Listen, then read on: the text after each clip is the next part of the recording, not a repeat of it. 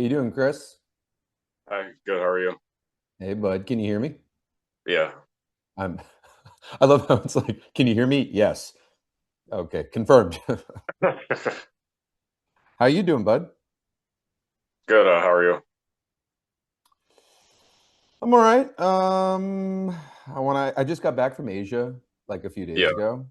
We went on a 2 week trip, and I thought I foolishly thought that I had beaten the system, that I had somehow mogged fate and the human body, and I was wrong.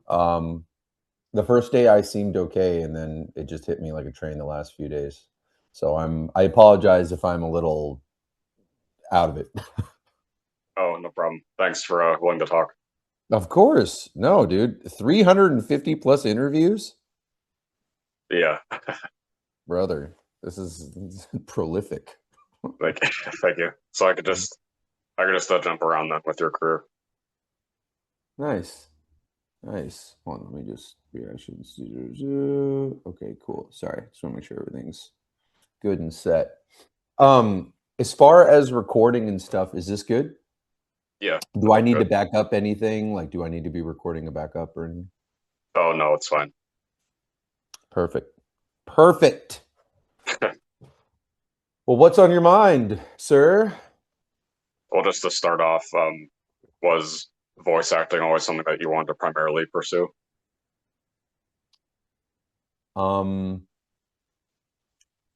yes and no. I loved cartoons and I loved performing, and I used to mimic voices from the cartoons that I saw as a kid.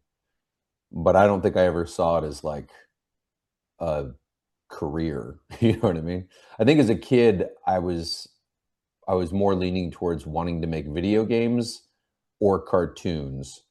Um, and then I went through a long phase of my adolescence where I did get into theater, and I think it kind of gave me a certain sense of validation that I was seeking as a kid. I don't know. I'm just trying to be as honest as I can about it. It wasn't necessarily for the love of the craft. Later, when I went to college for acting, I definitely developed a love for the craft, more so actually than the validation part of it. So that kind of flip flopped. Uh, but then I didn't really love how the industry was, just in terms of the dynamic, the politics and that networking and all the stuff that isn't acting. You know what I mean? Like there's just so many other pieces than just act. Acting's the fun part, but there's just so much more to having a career than just getting to go into the booth and record. And I didn't at that point I wasn't even into voice acting. That was just acting, like stage acting specifically. And I just didn't love the environment. And so I kind of fell off of acting. I kind of fell out of love of it, of the craft of acting.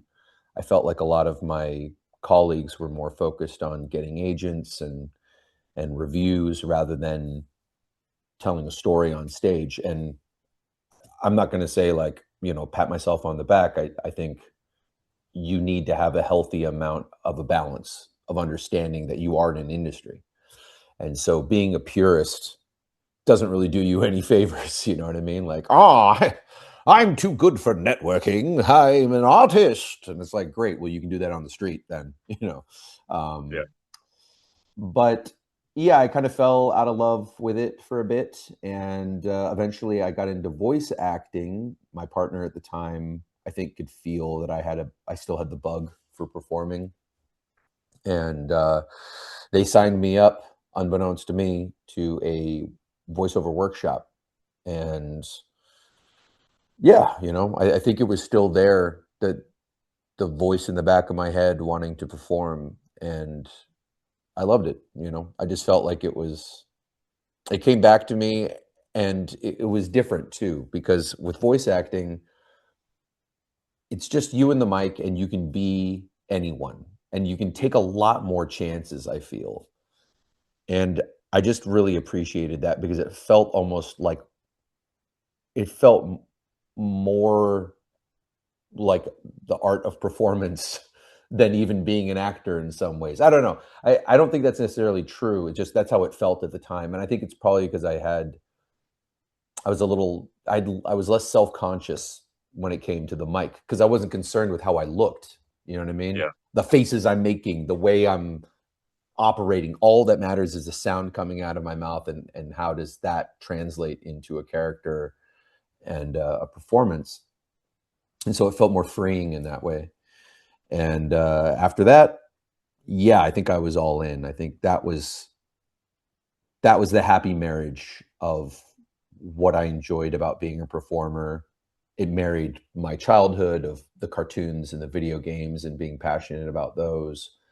And yeah, it ended up kind of coming full circle. And sometimes you got to go down certain paths, figure out which ones you don't like in order to figure out the ones that you do, you know. Is there a special story of meeting Dan Green, getting involved with Yu-Gi-Oh? Um, I mean, the special story is that when I took the training course, it was at Edge Studio in New York City, and he was the guy who was training people for their animation video game demos, character demos. And so I was very lucky that he ended up being my coach for not only the classes that led up to the demo, but then also for the demo itself. So there was a number of classes we would take and coaching sessions, and then he would actually coach me through the demo, and he was there helping engineer it as well. Um, I mean, he was just an amazing guy. We actually worked on a few things on the side. He was doing some stuff with Marvel. I think it was some motion comics that they were doing at the time. I think it was called Marvel Knights was the company. But at the time it was kind of fresh, it was new, this full colored motion comic format. And I got to audition for some of them. I think I may have read for like one tiny little character or something like that. I can't remember. It was kind of a blur and a while ago. But I'm pretty sure it was through either it was through Dan Green or just some of the work that we did, but I did end up getting onto Yugioh Zexal. So not Yu-Gi-Oh Prime, but Yugioh Zexal. Um, I mean, either way, whatever projects he may or may not have helped me, you know, kind of guide me towards, I would just say the training itself was invaluable, and him as a person was just endlessly giving and very supportive, very fun, very nice guy. And when you did get to LA, is there a special uh story about getting into SAG, like the job that got you into SAG? Yeah, so this is interesting, at least to me. Like I mentioned, I was an actor before doing stage stuff in New Mm, York. Graduated from NYU, trying to figure out if I want to be in the industry. Ultimately decided not my thing. But before I bowed out, I did a Theater Works tour, which is essentially a traveling tour group. It is a way for actors to, on a very small salary, get their into the union, into the AEA, into Actors Equity, so not SAG. So I did that tour. We did Romeo and Juliet. I was Mercutio. Very fun time. And after that experience, I walked away with an equity card. mhm. I didn't really do anything else with it afterwards. I wasn't in a whole lot of equity. I don't think I was in another equity production after that. But I was part of the union, and I paid all my dues right up front, the entrance, the sign up fee or whatever you call it. Um, and so I was in good standing with the union despite not working. Many, many years later, like, what is it? That was in, so it would have been like 20 years or so, 20 years ish. Yeah, a little over 20 years later, Actors Equity and SAG merge as two unions, Yeah. right? So I show up to LA, and within a week, I had a gig that I was doing for Maker Studio. It was an old MCM. Is that what they're called? The multi-channel network, MCN for YouTube. And they, at the time, had a program where they were doing pilots with Disney, I think. They were trying to, there was some weird crossover there. And so they were doing all of these pilots. And I had worked with Maker before on their YouTube stuff. So they hired me as a voice actor for one of these pilots. And it just so happened they were recording in LA. I told them, hey, I'm going to be there in just a few days. I'm moving there. And so I was in the booth. I got to record here at Out Loud Audio. And after the session, Mark, who runs Out Loud Audio, approached me and just asked, he's like, hey, I've never seen you before. Who are you? What's your deal? And I basically told him, like, hey, I've come to LA. I'm here to be a voice actor. I'm not leaving until it happens. This is the path I'm going down. And he said, well, if you're serious and you're sticking around, I think there's somebody you should meet. Later that day, apparently he'd hooked me up with Aaron Drown, who was the casting director or the main vocal guy for Disney Animation. And they'd set up a meeting where they'd given me a bunch of sides to read. I think they sent me like 8 sides and they said, prepare 3. And so obviously I prepared all of them. And that was just a few days later. So like 3 days after I land in LA, there's Out Loud Audio. Mark introduces me to Aaron Drown. I think it was 2 or 3 days later, I'm at Disney Animation and I'm auditioning for Aaron. I do the 3 auditions and he's like, great. You got anything else? And I was like, well, I got 5 more auditions. You gave me 8. I can do them all. And he's like, great, do them all. So I did all of them. And then he pulls me into the office and he's like, sits me down and is essentially just like, okay, so clearly you can read the words off a page and you're a good performer. What's the deal? What's going on? And I told him the exact same story, just how I'd moved to LA, that, at this point, I'm in my years, I'm like 35 at this point, by the time I get to LA. So I feel like they're not talking to a kid who's trying to, oh, I think I want to get into this thing. It's like, I kind of lived a couple of lives. I kind of skipped over the fact that I was married and had a divorce and all that other kind of stuff just to get to this story, though. So I think they were taking me a little bit more seriously, which I appreciated. And he said, well, great. I think you have a place in the industry. Are you union? And I was like, no, but I can be. And he's like, I don't know what that means, but get back to me when you're in the union and I got someone I want to hook you up with. And I'm like, that's very kind of you. Thank you. So the very next day I went to the Actors Equity and I was like knocking on the door saying, hey, listen, I know it's been like 20 years and I probably owe you guys a little bit of money because I haven't paid dues in a while. But I'd love to get back in. And I was very transparent. I wasn't trying to pull one over them. I told them, like, I want to get into AEA because now SAG and AEA are combined. And I do want to get my SAG card. So I only owed like, I don't know, I didn't know much. It was like $700 or something like that for the many, many years that I didn't pay dues. And so I was now in good standing with Actors Equity. I took that good standing, walked right or cabbed over to the SAG office. And now that I was there, I said, hey, I'm an equity member. I would like a SAG card. What do I do? And they're like, well, you pay us a lot of money and then you're in SAG. And I was like, okay. I mean, at that point, whatever I had, it all had to go into an investment into the career, right? So I wasn't worried about savings or anything like that. It was just like, whatever I got, here you go. And so I was in SAG, and again, a couple of days later, I hit up Aaron Drown over at Disney, and I told him I'm now union. I don't even think he responded. I don't think he said like, hey, good job or great meeting you, anything like that. Didn't say a word. Instead, I got an email from Abrams Artists, which was at the time one of the larger bi-coastal agencies that represented actors. So obviously he was good on his word. He didn't have a whole lot to say to me personally. Very kind of him though. And I had a meeting with Dean over at Abrams. He was head of their voiceover department at the time.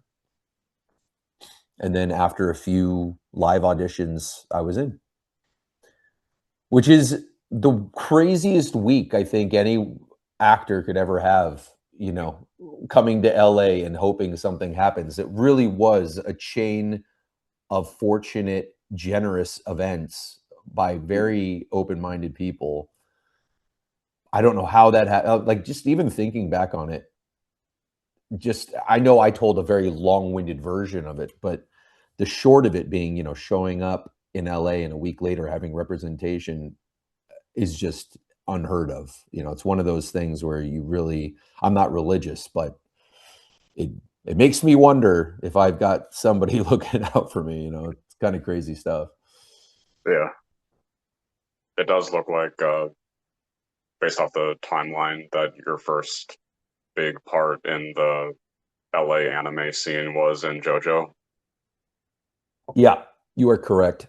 Not only just not only just for the fact that it had so many episodes, like it was a character, a recurring character that had a lot of episodes, but also that it was JoJo. I mean, I know it's beloved. It's a beloved series now, but for me, it was a beloved series since I was a kid. I Yeah, don't think a lot of people know that JoJo's been around almost as long as Dragon Ball. Like right. it's been around a long time and it's influenced a lot of media before it became the memes, you know. Now I think people recognize it quicker. You know, if you see, I think in Death Stranding 2, there's like a little mascot statue that does JoJo poses or something. You know, just little things like that where you see it sprinkled throughout the media landscape that we recognize it now, but I think it existed for a while in the background. Hmm. But anyways, yeah, that was absolutely the biggest start for me. Yeah, for so many reasons. Yeah, I remember getting the casting notice and just not even believing it was true at the time. Just rereading that one sentence like for a half hour. Um, but yeah, no, it's been a very cool jumping off point for like, you know, in terms of the trajectory of my career. Who do you think you have the most affinity with in terms of like your bigger anime characters so far? I mean, in terms of like how I personally connect with the character, Yeah, Bakio's up there. I mean, there's a lot of parallels. There's a lot of parallels in some ways, um, but I would say I really like Bond from To Your Eternity. At least I get to connect more to a sensitive side with that character. Other than that, I guess I feel an affinity to almost all the characters to some degree. I have a hard time imagining there's I think that's actually just kind of part of the job. I know what you're asking though, like which one the most? yeah. But I would it's hard for me to say, you know, it depends. I feel like there are some days that I feel a lot more like a Blue Exorcist Satan. I don't know. And then, you know, sometimes you don't. I don't know. You know what I mean? Like, I just feel like it's important for any actor, and you probably heard it a million times, but it's important for an actor to connect with any character, even if they're the bad guy. You know, even if they're crazy or something. That there's something about them that even if you hate it, you can connect to it, or at least you recognize it. You can empathize with it because that's the only way to really genuinely express it, you know? Well, what do you think is the darkest headspace you've had to go for a character then? Man, darkest headspace. Oh boy. You know, darkest headspace. I would say that there's two versions of that. The one version is it's dark, but it's kind of it's not serious. But it is serious because it's dark material, but the tone and the situation is not quite as serious. And that would be something like I'm not sure if you're familiar with like the Dragon Ball Abridged or the Abridged series. Oh, yeah. There was one of um there was one of what's his name? The main character is Alucard. It's a vampire one. Fucking I'm blanking right now. Sorry, my brain is I'll sing. yes, thank you. And I think there was a scene with some Ku Klux Klan guys. There were some Yeah. Klan guys that get shot up or something. And I remember in one of the abridged, I was one of the Klan guys. And even though it's all fun and games, I guess, oh, man, just even as a joke, putting on that character felt weird. It felt, you know what I mean? Like it just Yeah. felt weird. It just felt weird. And then it felt even weirder seeing my voice come out of that character. It just like, and it was a small character. It was like I think a couple of lines, but even then, it was just like it felt gross. As far as genuine darkness, man, I can't even. The one that comes to the top of my head, I guess, would be Satan, I suppose, because he is, and not. It's when Satan is in his unbodied form, Hmm. and he's just this vile, petulant, sadistic, cruel entity, I guess. And there's a scene specifically um, where this woman that he claimed to love is still there fighting for his humanity, at least a shred of it, and he just blasts her. It's just I don't know. It's weird to have to, and that scene goes on for so long. That's the thing. It's not Yeah. just like a one liner. It's just this. It's drawn out, and it just gets more and more disgusting. And the things he calls her, and the way he says it, and you just keep going. And then you hear the voice actress on the other end pleading, and it just, yeah, um, yeah. Those are definitely the scenes that you're happy are over when they're over. But at that point, I really hope what it's doing is propping up the other actor, you know, Mhm. that you in order for the audience to really empathize or feel like they want to reach out into the screen and save that character or hug that character, they connect with that character, that you prop them up by giving them just a vile counterpart that they're working against. You know what I mean? Mhm. I guess that's my excuse. It's always weird. I always wonder like how much some of these things, because anime nowadays, I feel like it touches on so many more personal stories, like personal traumas and stuff. Like you look at like Chainsaw Man or like any of these things. I feel like it really gets down to the nitty gritty, and Mhm. I can imagine, we had trigger warnings before about, oh, there's dark themes, but I feel like some of these themes nowadays are like right on the nose. Like it's not even like, oh, thematically it's close and this is an allegory. No, this is straight up about that serious thing. You know what I mean? Yeah. Yeah.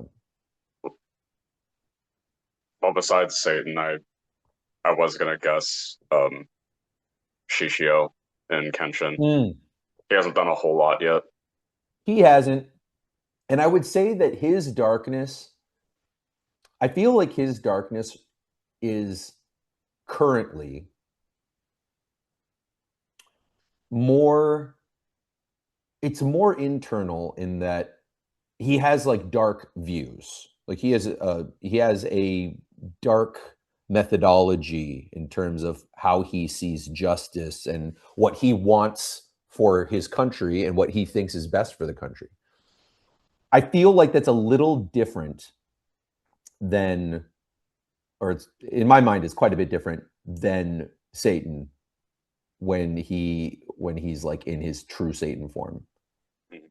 Only in that I feel like that's just cruelness for the sake of cruelty. And it comes from also having like a child's mind almost, or like a child's attitude, just an Yep. immaturity in general. I don't think Shishio is immature at all. You know, I feel like he's quite mature. He's just very my way or the highway, and his way is a very dog eat dog world mentality. You know, eat the weak. Um, I know later it definitely gets a little more psychological and a little bit more like the sacrifices he's willing to make and stuff like that without spoilers. Um, and I think that will definitely get darker. But for now, it's almost like he's having fun. He's like so it's just at this point he's almost just cartoony villain a little bit, but with a very real backstory. Like I feel like he savors. I think he savors how much of a villain he is sometimes, like without Mhm. thinking he's the villain. I think he recognizes he's a dark force to others, but that's he. I mean, I think he savors the intimidation factor. You know what I mean? Right. Like I don't, and I do think he believes he's doing it for the betterment of all in his mind, or at least the betterment of all who are worthy to become the successors of the country. Mhm. Did you get? I know that in Yashahime, there's not that big of a part with Toga, but did you get much takeaway from playing him? Yeah, my biggest takeaway was people love Inuyasha, man. Like Right. it's a classic. I didn't know a whole lot about it prior to being in it, and yeah, it's only like two scenes, but it seems there's a lot of folks who not only remember that character surprisingly, but obviously are have been and are currently still fans of the series.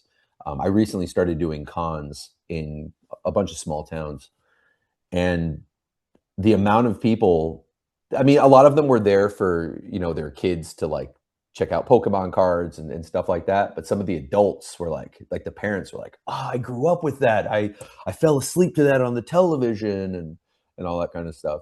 So it was just really cool to be a part of, you know, other people's journeys, I guess, Mhm. into anime. But takeaways, it was fun. It was definitely I like to be a chill character sometimes. I don't have to, like, lose my voice. I did notice, though, there's a little bit of a recurring thing going on here.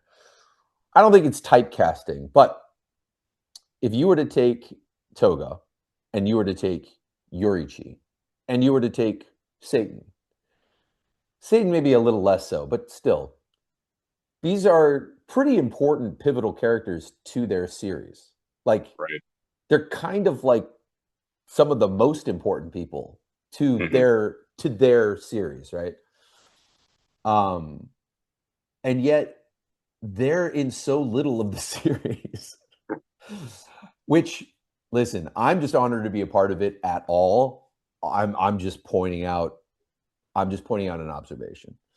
Um, I think it would be cool to be like a longer to be a part of a pivotal character that sticks around a little bit longer. I've been a few of them, but I don't know. It just specifically with those three, it just seems like it's hard to ignore. So, in regards to Demon Slayer, I know most other people I've talked to that play like important parts of the important characters in the cast, they had some kind of interesting story about getting the roles. If that was the same case with you too, or Yeah, I think it's somewhat interesting. Getting the role, not so much. How things kind of progressed, yes. So I got the role as I think I can say all this. let me check in my head. Yes, I can say this. They've announced me. Okay, yeah, I can say this. I was initially cast as Swordsman. I think it was like Swordsman 13A, something like that. That was it. That's all they told me. And so I went in and I was a swordsman. That was it. I knew very little about anything that was happening up until they turned the screen on. I'm like, oh, okay.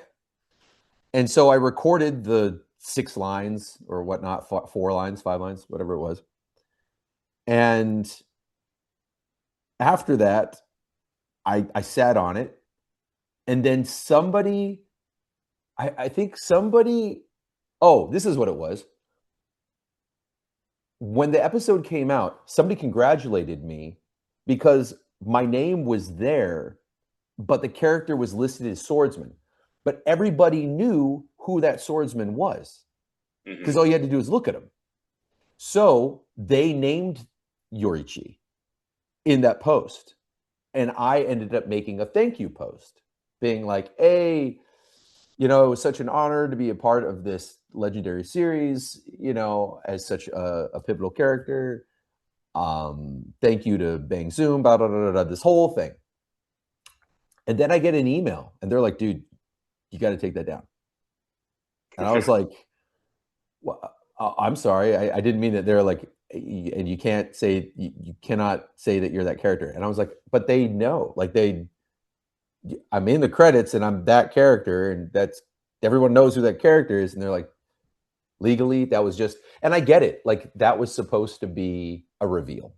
And so from now, I mean, ever since that moment, I'm very trepidatious about announcing things. I always want to like triple check or wait until I see like 4 or 5 other people announce their characters before I announce anything. Otherwise, yeah, I definitely try to get triple confirmation. Is this cool that I post about it? Because I certainly didn't want to harm that relationship. But at this point, I think it's pretty well known. It's been a while now. But yeah, the story of how I got Swordsman 13A and I got scolded for announcing it. I, again, should have triple checked before saying anything. Are you aware of his backstory and all that, like what's shown in the manga? Yeah, I mean, I am now. I've definitely looked at it since. I mostly selfishly because I was curious if he's even coming back, but it looks as though that should be the case. You never know what editorial changes are made, but I would imagine if this last arc is a trilogy, that with the Infinity Castle, they're going to have some more backstory of Yoriichi. So, cross fingers for that. Would love to be a part of it, but if it doesn't happen, it doesn't happen. And honestly, to have my name somewhere in the mix of seriously such an iconic series. Some people, they have their own personal taste in terms of the story and all that, but I think it's undeniable that Demon Slayer literally has absolutely changed the landscape of how anime is received in the West. Yep. I think One Punch Man was a really good opener. I think that for a lot of the West was like, wait a minute, what? And of course, it had been here. It had been seeping over into the West, but there were just a few big bangers that started kind of breaking down the door. Like, hey, anime isn't just Dragon Ball, dude. And suddenly, Demon Slayer just broke down that wall so hard.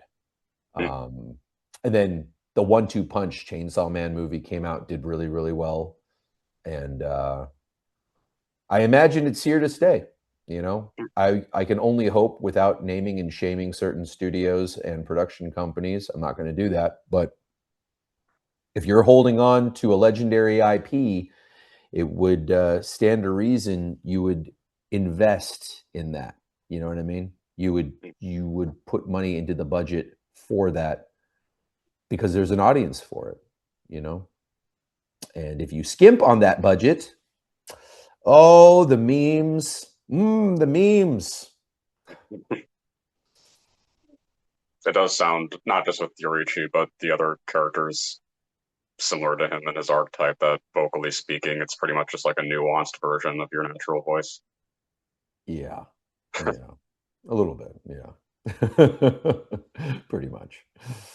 Yeah, I feel like there's a vocal archetype that I don't think I've ever broken through on, which is kind of like a smoother, not younger. I don't need like necessarily a younger character, but just like that smoother kind of more. I don't even know what it is. It just seems like a very popular kind of main guy thing. You know what I mean? There's a lot. You know what? There's a lot of it in like the Hoyoverse. Yeah. I don't hear a whole ton of beefy dudes in the Hoyoverse, you know, Mm-hmm. which I tend to also voices beefy dudes. Is there any, not just with Demon Slayer, but in terms of the Bang Zoom directors over there, like Tony and Julie and Steve, are there any funny stories with working with them? Yeah, I mean, there's always some stories. It's just a matter of what stories you can say. Um, hmm. You know what? This okay. I think I can say this story. I think I've said it before too, so I'm not shaming anybody here. When we were doing JoJo, there is an episode specifically where Abakio says a line that isn't necessarily correct. He says the name of a character, and it is not the correct character. And I remember in the moment while we were recording it that there was no way that he could be saying the line that he was saying. And Tony was directing, and to his credit, he was just like, "Look, I hear what you're saying, what you're laying down. This is the script. This is what was approved." And sometimes in scripts, there are editorial choices made. You know what I mean? Even if I'm like, well, wait a minute, that's not exactly what they're saying. Sometimes with the scripts, they're like, oh, we know. We made this change, right? So it's not necessarily his place then to supersede that. And I get that. But I remember when it aired on Toonami, a slew of comments that came at me, obviously, because I'm the voice actor. I'm saying the words are coming out of my character's mouth, and they're the wrong words. So I'm going to get the brunt of it. But just the amount of comments from people like, dude doesn't even know his character's names and blah, blah, blah, and all this stuff. And so it was a little embarrassing, and I was a little frustrated because I remember catching it, and then I guess I understood the decision-making processes. But when the series went to Blu-ray, we were given a checklist of pickups, essentially, little tweaks to be made just for the Blu-ray release. And I was like, hey, this is a perfect opportunity for us to fix that one line. And we were going through the list, and before we wrapped the session, I raised my hand again, and I was like, hey, listen, I know it's been a while, but it would be really cool if we could fix this one line. And they were looking over the list, and they're like, oh, it's not on the list, man. We can't just add things to the list, And yeah, unfortunately, it made the Blu-ray the mistake as well. I cringe every time I see it. That said, the unofficial coloring group for the JoJo manga. Do you ever read the colorizations, the unofficial colorizations? I have before, yeah. Nice. So there's this guy Bum, and he is he has a group that does a number of them, and he's a huge JoJo fan. He ended up getting he wanted a revised version. I don't know where it's archived, but basically the fixed version of that scene. So I did record. I mean, that has to be so unofficial because clearly, you know, not Viz approved, but I did send him lines to fix it. So at least there would be a version of that, call it a fan dub by the original dubber, I guess. But there's a fixed version of that scene floating somewhere in the ether. And that just gives me a little shred of peace of mind. Yeah. This isn't a role that I haven't seen you talk about, even though it is a bigger role. But your character in the irregular at Magic High School. Oh, yeah. Yeah. I love that guy. It's weird because that ran for 2 seasons and then we had a special, I think. It was like 2 seasons and a special. And I actually saw some posters for, I think there's another season coming out, Mhm. I believe.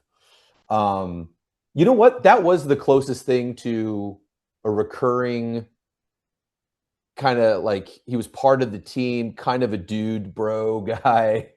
Um, no, I actually really, you know what?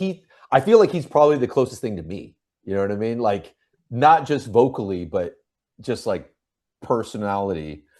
If I have an affinity toward, I'm going back now. I'm going back to the first question. If I have affinity towards a character, I think it is Leo. I think, I think, yeah, he's definitely more my speed.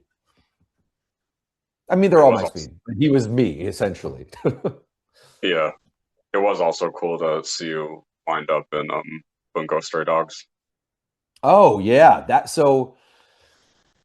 What I love about that is Kirsty, she takes chances on me. I mean, that's the only reason I got Bond as well. Like going off of my resume, why would I? How in the world would I end up on Bungo? You know what I Hmm. mean? Or how in the world would I end up to Your Eternity as Bond? Like these characters are not my normal bread and butter, and so you know, getting a chance to play outside my usual wheelhouse is always just so fun. Um, yeah, that was that was a very fun experience. So with Fire Emblem, were you Yeah. aware aware of what it was prior?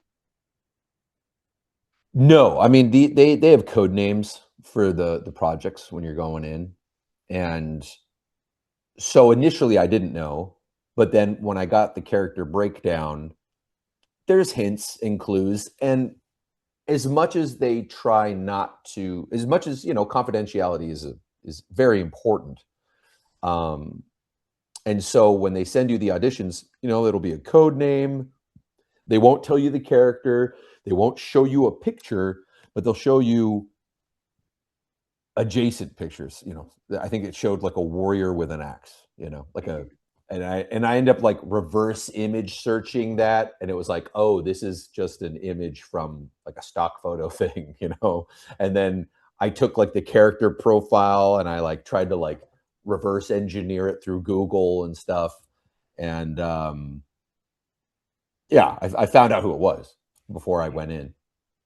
So I was aware as I was recording, but yeah, not when they initially sent it. Did you get much relation to Garcia? Yeah, I mean, I think the character. I mean, first of all, just an older character with, a pretty sad past.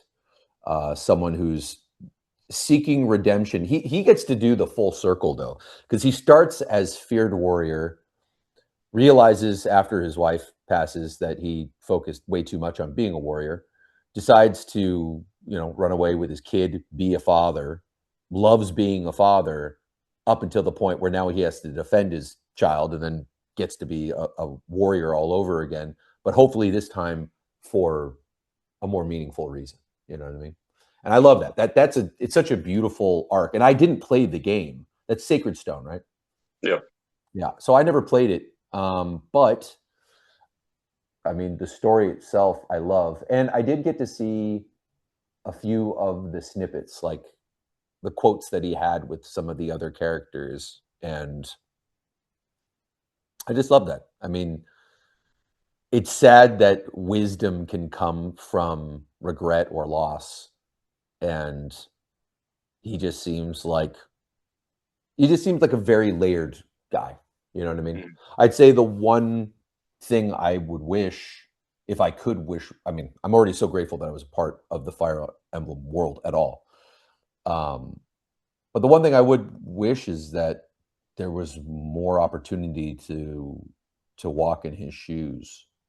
Um, I don't know if they're ever going to do a remake of Sacred Stone with voices. They recently did a remake of what was it? It just came out just recently, right?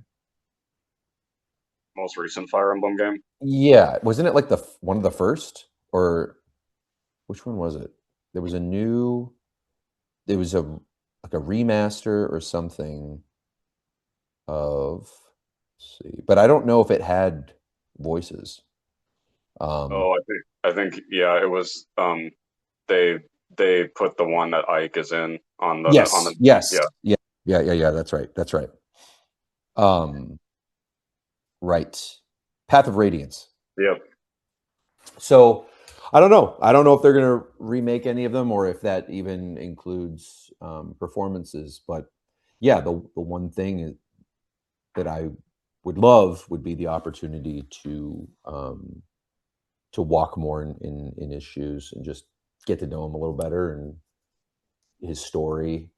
Because it just seems so nuanced and deep, and the lore, you know what I mean? And then you do like 20 lines or whatever it is. You know, it's a pretty short script, and then you're in and out, and that's it. Was that Christian, Patrick, or Caitlin directing you? Um, for we had a few people in there. I think it wasn't Christian. It was gosh, I don't even remember. Yeah, I don't even remember right now. Sorry, my brain is so fried. That session was very, very short. Yeah. We were in and out. It definitely wasn't Christian. Um, but yeah, we were just in, out. And that was, you know what it was too? It was uh right before the Christmas break. Yeah. And that whole week I had had 3 hour sessions back to back. Some were 4 hours. Um, because everyone was trying to pack everything in before Christmas. So I was just by the time that was a whirlwind. And I actually believe I lost my voice in the very last session of that week, and I'm still trying to get it back to 100%, and it's already been, I mean, it's almost a month now. Uh, So, yeah, I'm working on that. well, I'm not sure if you saw any of this, but the fandom had been waiting a long time for Garcia to be in the mobile game. I saw, yeah, I know I saw some of the memes. Um, son's father, father's son, son of my father, my father. Um, yeah, there was a lot of, I appreciated it. Uh, it was interesting though, because somebody congratulated me again. This reminds me, I'm getting flashbacks of Demon Slayer all over again. Someone had very kindly congratulated me and welcomed me to the Fire Emblem world. And they had mentioned, they showed a picture of Garcia and stuff, but I wasn't sure if I could announce it. So I didn't say anything at the time. You know what I mean? Like I wasn't going to be like, "Hey, thanks," you know, like or retweet or something. If anything, I was like biting my fingernails, like, hey, am I even allowed to say something? And then they had made a post with, I think, mentioning the 4 new characters plus Garcia. Uh, and they had mentioned the voice actors in that video. It was like a social media video, but they didn't for Garcia specifically. So I was like, shoot. You know what I mean? Like if they had said it, then I'd feel a lot more comfortable being like, yeah, there it is. So I ran into that situation again. I did eventually, I guess someone it came out somewhere. I don't know if it was a data mine post or something, or it was just in the game credits.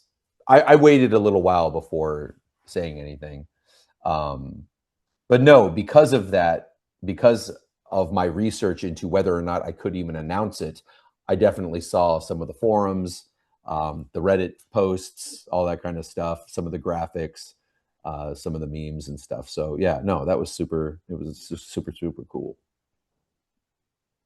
This does, based off what you said before, Fire Emblem does just make me think to ask if you got into audition for any playables for Hoyoverse games.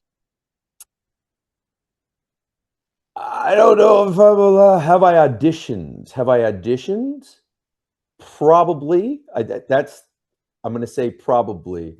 I mean, the answer is yes, but I'll just say probably. I guess. Um, yeah, I don't know.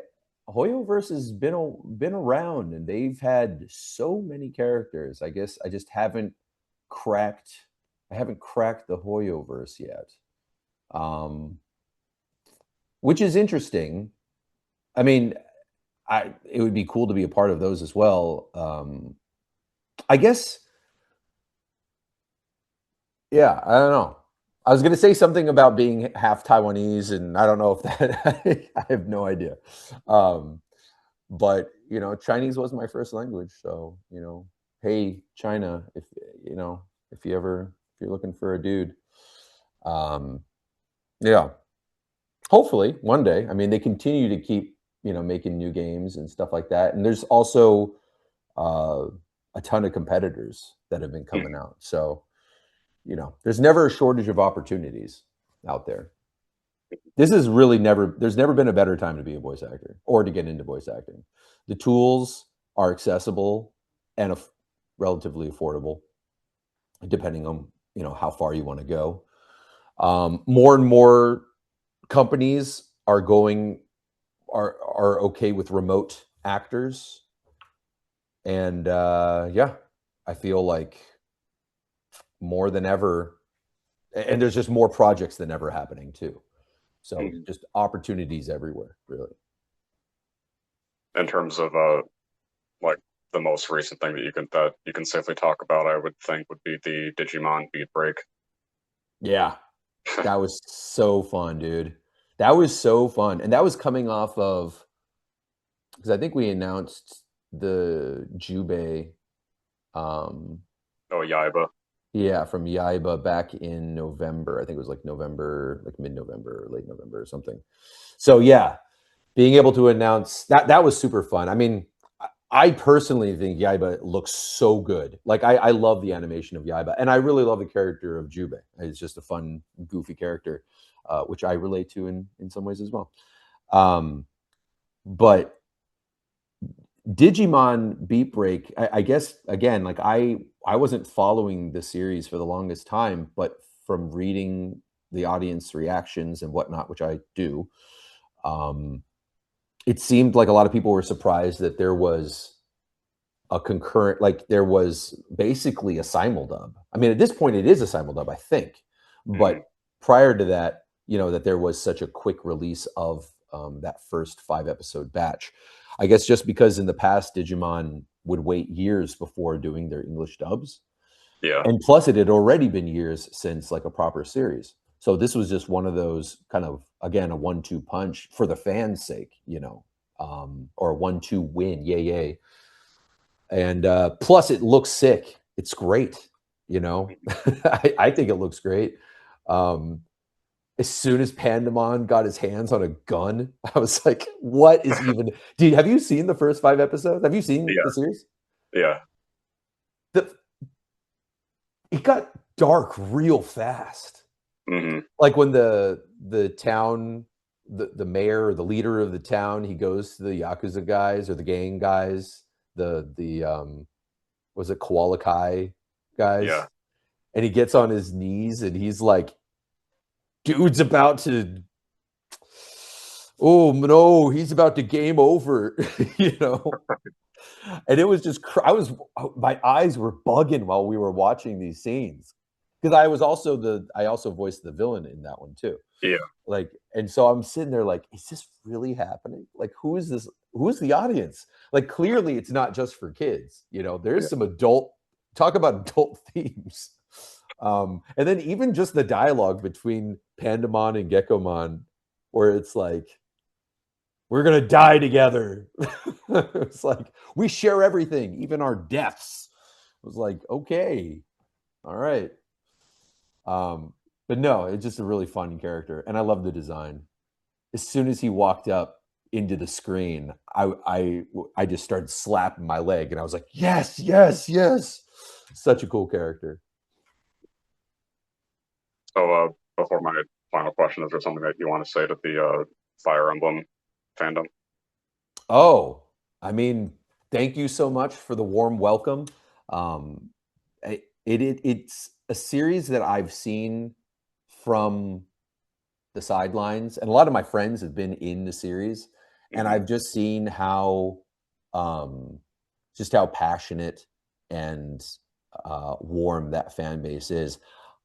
I'm not gonna try to say some fan bases aren't great, but let's just say some fan bases are really great.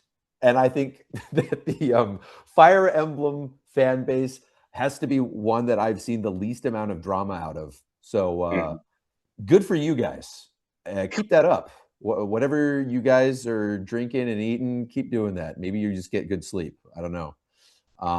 But I'm honored to be a part of that community, even if it's just a little small mobile part. Um, but the character Garcia, I absolutely hope that I filled his shoes in some satisfactory way, and I hope there's more opportunities to do so. So, my final question is always asking, what do you want your legacy to be? What do I want? What? Your legacy to be? My legacy.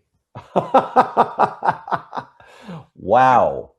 You just dropped that on people. I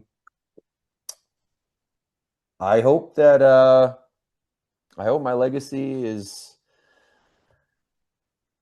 people remember me for being a part of no, no, not for being a part of. I hope people remember me for being as supportive as I could to people creating things and making things like this that you're doing, right? Like I love that. I think the world would be a better place if people spent more time creating, even if not for an audience, just even for themselves. I think I think that there's a therapeutic value to it. I think there's a growth element to it. I think there's just a mental health element to it as well. It keeps people sane, I think, in crazy times.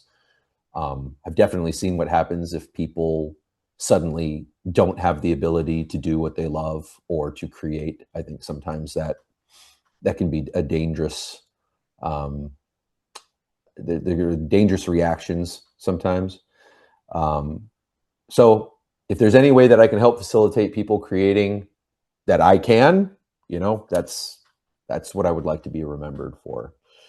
Uh, but ultimately, I don't really imagine myself being too remembered. Eventually everything is going to get sucked into a black hole, and it's all we're going to have a universe of black holes sucking in other black holes. But in the meantime, yeah, just while we're here, to leave behind more than we take, I guess, or to try to leave behind more, even if it's just good vibes. You don't Mhm. have to be an artist or. Well, thanks. You're my 375th. Nice 375th anniversary. That's a good solid number. Yeah. Dang. Well, how many do you have what's your legacy? What would you like your legacy to be? I mean, honestly, just um, well, I guess in regards to this stuff, just kind of similar to what you said that I think it's important to put anything that you're passionate about out there, and don't be hesitant to put it out there. Because I just started doing this during COVID, and Mm. I never thought that I never thought that I would have like success with it. Um, and it's yeah, it went way bigger than I ever thought it would too. Yeah, and that's the thing though too, is like how would you measure success? I think it's yeah, I think it's all subjective Right. to somebody because I don't really have a goal at this point because I've been fortunate enough to talk to a lot of people that were on my personal wish list that I grew up with and all that. Right. Um, yeah, so now it's just reaching out to who I want to reach out to and Yeah. just keeping it going. I think that there is a true sign of success in that you can create what you want when you want, essentially, Hmm. the kind of content that you are passionate about. That in of itself is the biggest win. Hmm. Whether it gets 100 views or 100 million views, like when is that's the thing about like any other metric other than your own personal, like your if you're satisfied, right? If you Yeah. feel like it's a success, other than like what other metric is there that really matters? Everything is so subjective, you know, Hmm. because it's like the difference between 1 million views and 10 million, or if you make X amount of dollars or more X dollars, it's like, well, which one is which? At what point are you like, yeah, that's good, Yeah. At the end of the day, all that should hopefully really matter is that you are creating something that you genuinely are proud of and that you care about. Everything else is just gravy, you know. So congrats. Thank you. And thank Uh, you for letting me be 375. yeah. Yeah. Hope you have a good rest of your day then. Absolutely. You too, man. And have a great year, dude. Thanks. All right. Take care. Bye. Peace.